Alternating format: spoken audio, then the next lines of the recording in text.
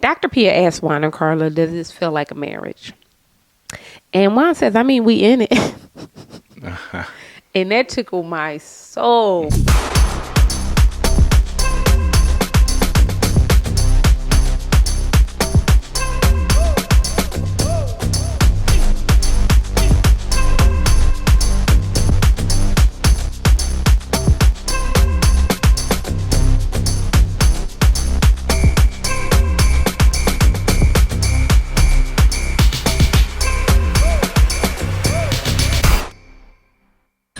Let's talk about Juan and Carla. Juan do not like Carla. And it ain't nothing you, me, or anybody else is going to say to make him like Carla. You know what? I honestly think Carla is growing increasingly unattractive to Juan. I don't think it started out that way. I don't either. Think as he gets to know her, as he lives with her, I think she is growing a little bit more unattractive to her. And I don't even mean purely in physical. I just mean like as a whole. And everybody's in the comments. Y'all asking us, well, what are your eyes closed? You can't see that he's not attracted to her. Two things are going on. Carla is a universally beautiful woman. Full stop. You know what I mean? So do I believe he finds her physically unattractive? No. No. And I don't believe And that. when they first got to the honeymoon, they didn't. He didn't know her. We can't pretend like we all haven't been here before. Come on. Where we saw somebody at a party or at a club or whatever and thought before they opened their mouth, they were cute. They were gorgeous. Especially women. I know y'all have met men. I've never done it. I know y'all met men. You never done what? I'm kidding. No, go ahead. I never said.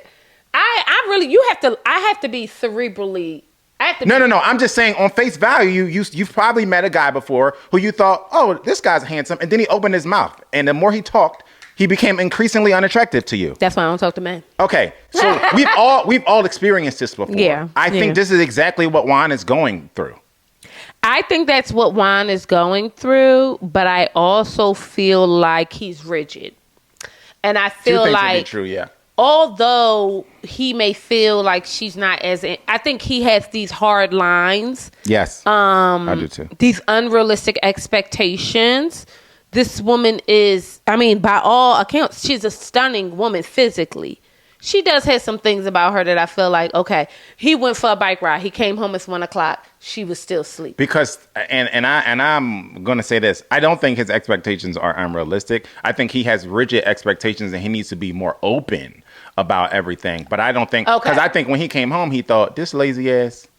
I think he's coming to the realization that I think this is how he feels. So this is not my opinion this is my observation on Carla. I think he feels like she's lazy. I think he feels like she's not goal-oriented. I think he feels like she's not very domestic. I think... Yeah, because he is always cooking.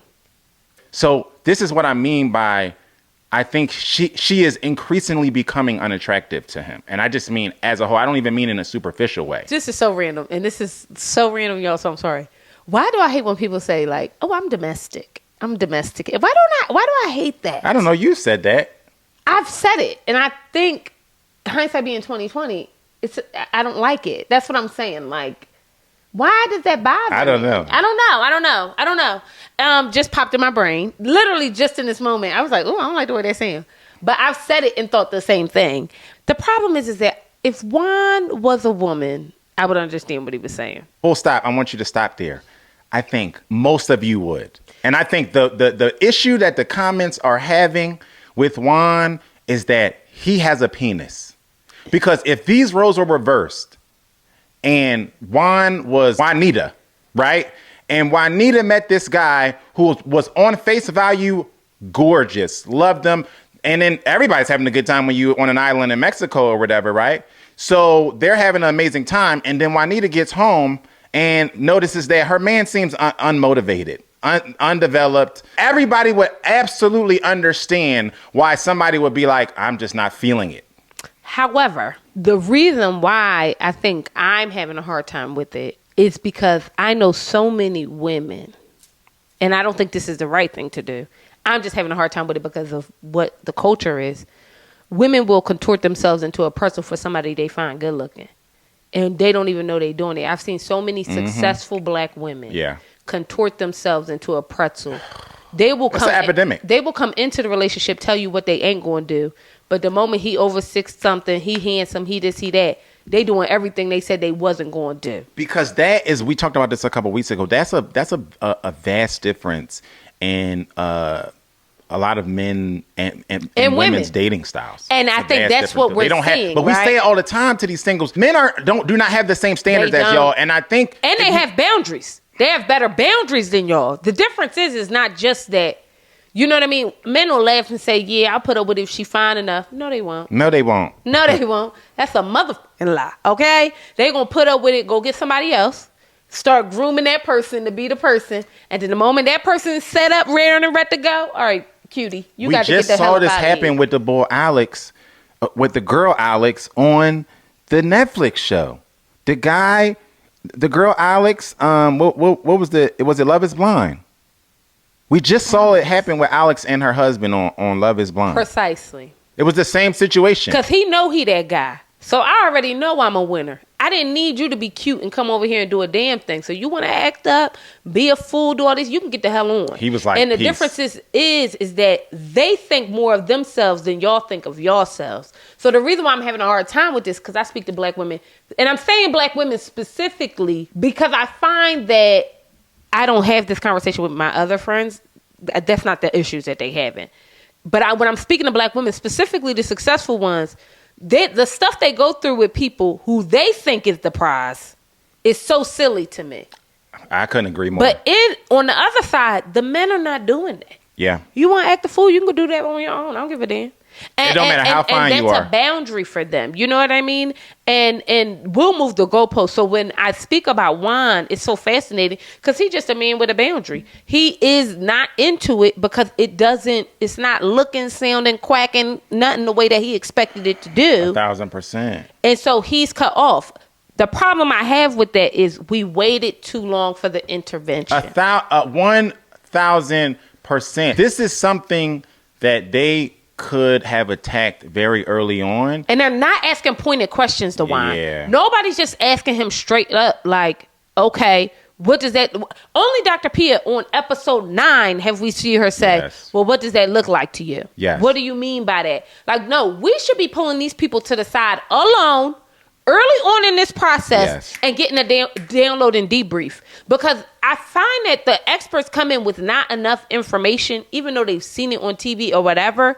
We don't know what's going on in these people's minds, and we know that they will produce a show because they did it on y'all last season. They absolutely did. So we know that they'll do it and be in cahoots with each other to get it done. So we got to break these people apart and really establish a deep connection with the experts. The reason why they were able to produce the show without any of us knowing is because they had no allegiance to the experts or anybody else. At all. None, right? So now we've established that. I don't give a what you come in here and say, Dr. Pia, Pastor Kyle, or Dr. Pepper. I don't care. And they had the room to be in cahoots in the scheme. And they had the room to because do it. When you and I'm saying don't even give them the room. 1,000%. Because when you are vigilant and you snuffing things out as it happens, you don't allow them to have these board meetings that they was having last season where they was getting together off camera and then making production plans. And you don't give them an opportunity. That would make the shift. I would argue just that small tweak, pulling these people apart separately. Let's have a separate conversation. Not with the producers, like we on Real Housewives. I'm saying with Dr. Pepper,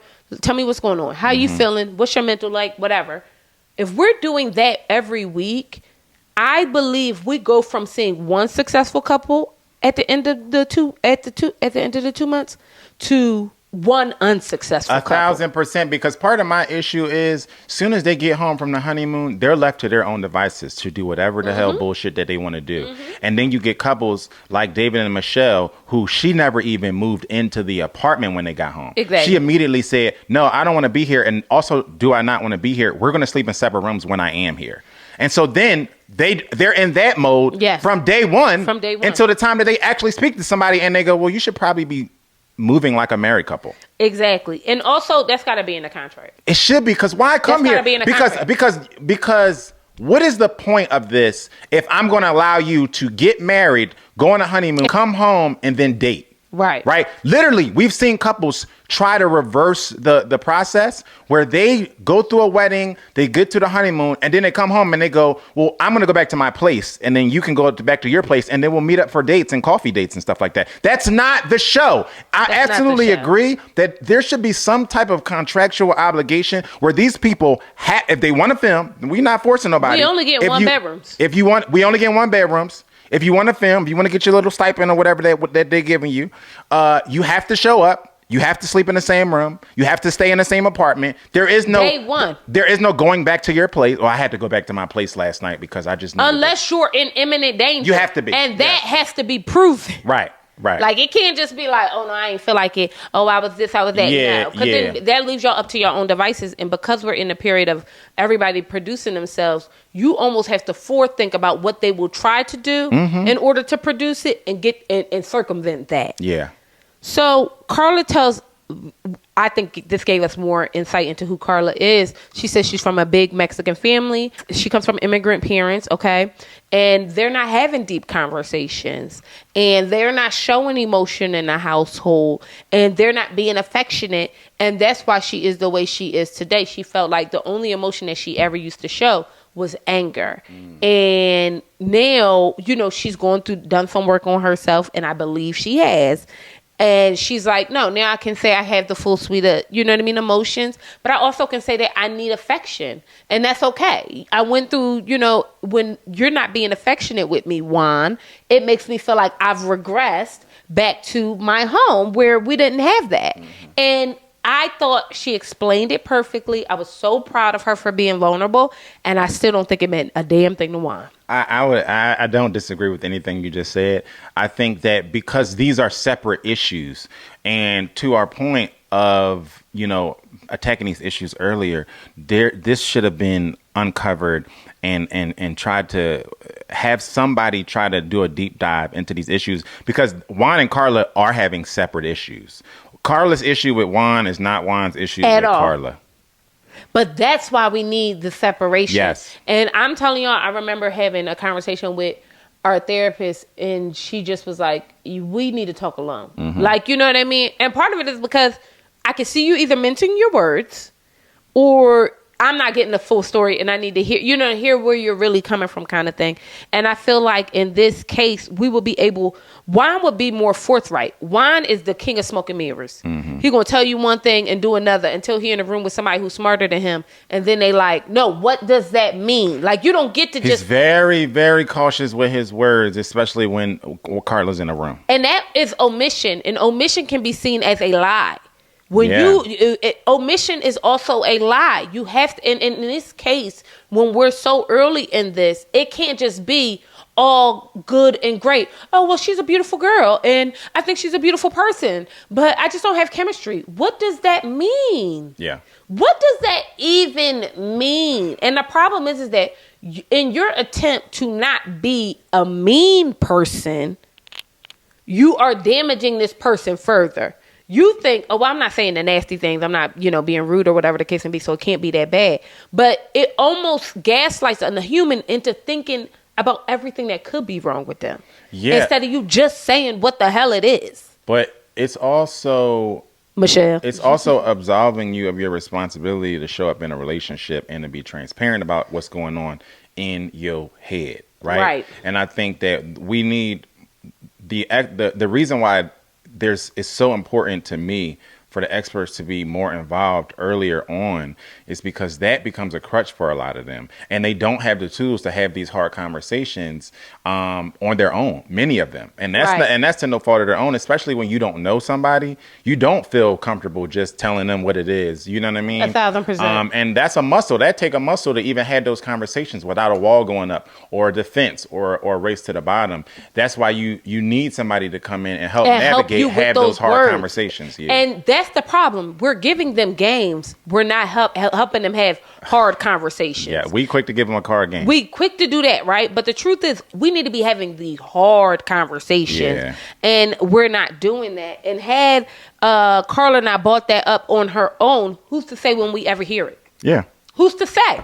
She fixed that problem. Dr. Peel and them wasn't even around. Right. So who's to say when that happens if she just doesn't advocate for herself in that moment? Right. And like I said, this is not a dig on Juan. I think he just has his mind made up about what he wants. Yeah. And a partner, and he may not be receiving that from Carla at this point. I'm not like a physical touch person. It's not my first thing to do, and I tell y'all that all the time. But I just realized how important it is.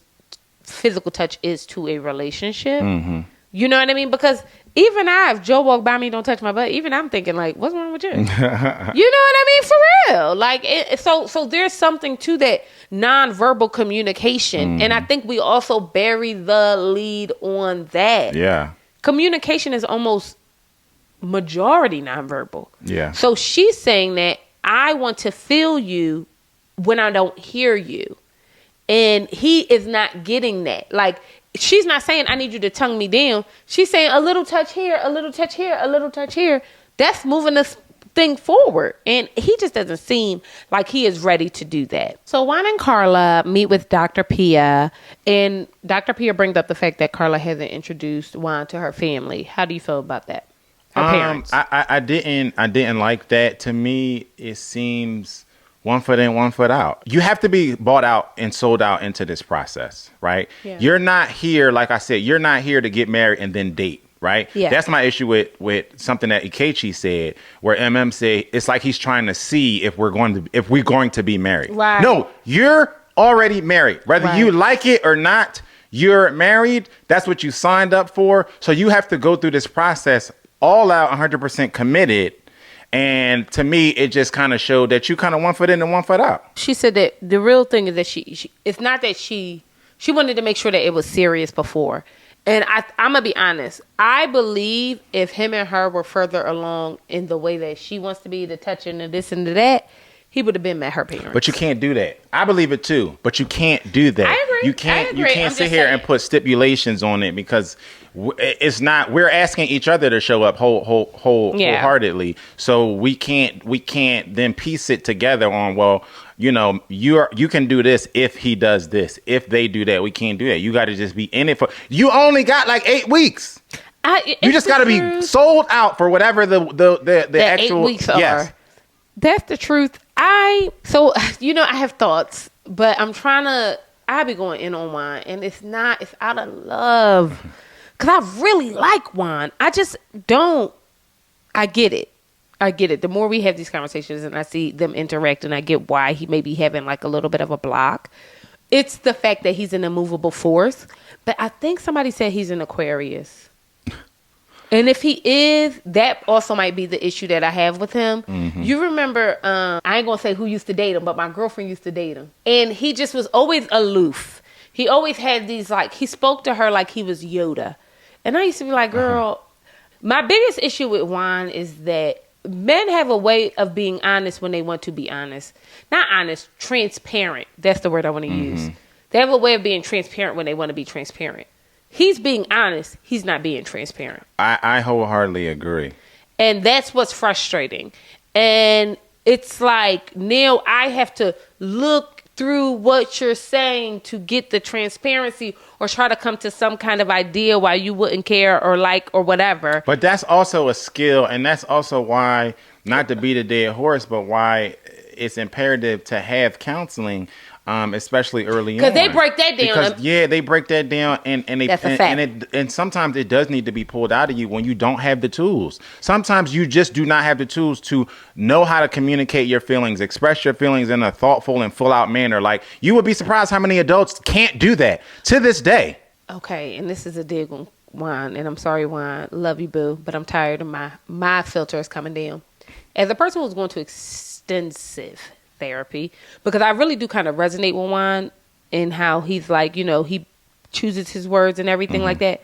The more I've gone to therapy, the easier I find it to say whatever I want to out my mouth. That's why I'm advocating for more interaction with counselors. Because I'm like, I think that he can learn this. Right, because therapy also teaches you how being honest doesn't have to be rude. Yes. Being honest doesn't have to be mean. Yes. You just learn to speak about what is serving you. Yes. And I think that a lot of people, I don't think this is a Juan, singular to Juan. I think a lot of people are missing out on that advocating for themselves in that regard. Yes. Because he thinks what he's doing is saving Carla, but it's at a disadvantage of himself. And them as a couple. Right. And if you think you're going to leave here with a Metro PCS commercial wine because you fine. Which I don't think that of him. I really don't. I don't think he's here for the vibes. I wouldn't put it past him. Let me say that. I'm gonna be honest. The more we do this a lot. So I think that my imposter radar is high. It's sharper than it was when we first started doing this. I'll say that at least, right? Juan doesn't give that to me. I'm not saying that he is or he isn't. I'm just saying my opinion is that he's not here for a Metro PCS ad. I think that the more I listen to them and watch their interactions and just see little things that they do. He just don't like her. And that's I've been trying to tell us. I've seen this happen before. Yeah. Where somebody that I knew who was in a relationship with somebody, they were married. They were married too. And they became increasingly unattracted to their wife for almost the same reasons that I feel like, even when Ryan, it was very telling when Juan, it's a little truth in every joke, right? Juan comes in the house from his bike ride, has his phone out, is doing the selfie cam or whatever. And he's like, it's 1:00 and she's just getting up crazy, right? That literally annoyed him. He's like, I did all of these things. By 1:00, I had 4 meetings. I did this, that, and the third. I went for a bike ride. Yeah. I came home and she's still getting her ass out of bed, and I still ain't got nothing to eat. Like, I'm sure these things are happening in his brain. I personally know somebody who got divorced because of this. Yeah. So that's why I say, like, I've seen this before. And then the more, I don't believe that he has the tools to really be transparent. He's not being transparent. And so I'm also reading, but I'm trying to read between the lines and I'm trying to piece things together. And these are things that I'm just piecing together. And I think that, Joe, that's why I don't put it past him. Because if it was more transparency, then I would be for sure like, I'm just saying I'm not going to put it past. But I think he a little bit better than Metro PCS. He might be on a little like, arm around I don't Gucci think that's side, I don't think that's his vibe. The reason why I'm not attributing that to his lack of transparency is because I truly believe that he does not have the tools to do these things. It is a muscle sometimes. It is a muscle. Like actually learning how to be straightforward with your feelings, talk to your spouse, dig in, even knowing how you feel yourself. You know what I mean? Carla also did it. Dr. Pia asked her something and she said, I don't know. And so I think that it is a tool, especially for newlywed couples, to figure out how to communicate these things. And I don't think that he has. That's why I'm advocating for more counseling. Dr. Pia asked Juan and Carla, does this feel like a marriage? And Juan says, we in it. And that tickled my soul. Okay, that tickled my soul. And Carla says she just doesn't feel like it's a romantic connection. And he just said he doesn't feel like it's comfortable to like hold hands and to be physical in that regard. And he told her to her face, I think you're a beautiful girl, but he just doesn't have that like chemistry, that thing that makes him want to do those things. And how do you get deeper? We talked about this maybe with another show. Men, intelligent, good men, are a lot more cerebral than the general public gives them credit for. I think that Juan's like for someone in a typical relationship gets deeper through conversation, through action and interaction. I don't think that Juan, just like you said, I think you and Juan are more alike in that way than different. Where I think so. You understand what I'm saying? Where you're going, I think you're correct. Because I'm cerebral in that way. And I think Juan, if he had his pick for this show, which you signed up to marry a stranger, so you didn't have your pick. But I think if he had his pick for his show, his woman would be a 3 degree down, engineer, professor. And I think his closeness and his chemistry with that person would go up, because I think he's a lot more cerebral. Just people don't look at men and think, people just, oh, she's pretty, so why don't you like her? And that's like, how I feel. I am that simple. I'm not that way. I left a baddie who was not there all the way. You know what I mean? So I can understand why from that standpoint, where I was with somebody who was drop dead and I was just like, can't do it. Gotta go. You know what I mean? For a lot of those similar reasons. I feel like I'm not somebody who dates. I've never dated guys because they look good. So that's why I get where Juan is coming from. I'm thinking from, like, if I were a man, I would be so attracted to her. But the other part of me understands exactly where he's coming from, because you being fine really don't do shit for me. It just don't. And I tell people that all the time. It has nothing. That don't do nothing for me. And if it's not serving me, I don't really give a damn about it. You know what I mean? Especially when you have so many of these attributes that I believe that they might be looking for in a spouse, right? You're a go-getter. You're self-motivated. You're in shape. You're this, that, and the third. You have, like I said, if Juan was a woman, we wouldn't have to explain this.